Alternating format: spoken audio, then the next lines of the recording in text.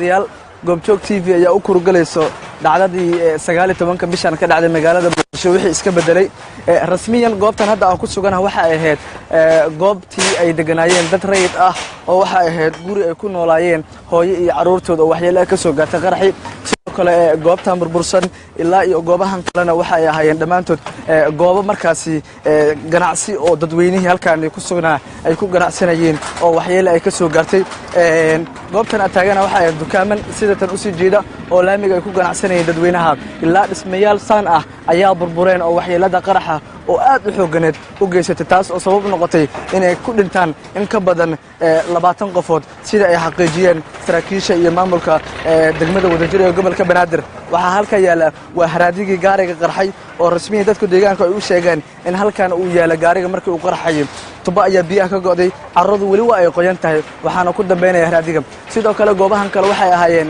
goobihii qaraxa iyaguna uu saameyn ku yeeshay waxa lagu gaday qudaar iyo sidoo kale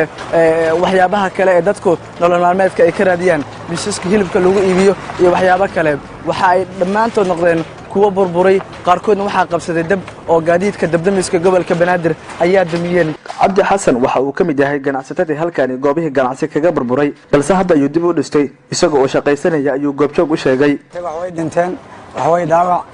alxamdulillah anaga ilaahay way naga badbaadiyay waana naga bixiyay haddana ganacsigeena ayaan dib ugu soo laabanay antidayna way ku burburtay way ku dhuntay dadkeena baa ku baabay alxamdulillah wax rabbi ka qoray ilaahay xaqiis bay nooga yimideen ilaahay naga badbaadiyana ku shukrinayna haddana ganacsigeena ayaan dib ugu soo laabanay waxay dhimanaa dib la soo kaaba iyaguna dib u soo laaban doonaa daalay ku xigeenka dhanka amniga degmada Wadajir Abuukar Axmed ayaa sheegaya inay u baahan yihiin inay saacidaan dadka danyarta ah ee waxyeelada ka soo gaartay qaraxii dhawaan ka dhacay xaafadda Kaalugoday ee degmada Wadajir dadka waa ognahay umada Soomaaliyeed dib badan ayaa jiro waxaan rajaynaynaa in culayskaas marka ka maamul ahaan iyo shacabka degmada Wadajir inay iska wada kaalmeystaan oo hadda dhismihii dib ayuu u bilowday shaqadiina waa la soo nooleeyahay inta dhimanna inaan la dhameystirno haduu ilaahay anagoo kaalmeysanayno shacabka iyo ganacsatada degmada meesha wuxuu ka dhacay waa hal meel marka inta kale oo ganacsatada oo degmada Wadajir waxaan insha Allah taala rajaynaynaa in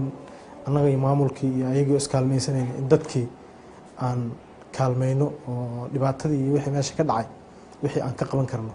aan ka qabanno Maxamuud Alxaaji Goobtii TV Muqdisho.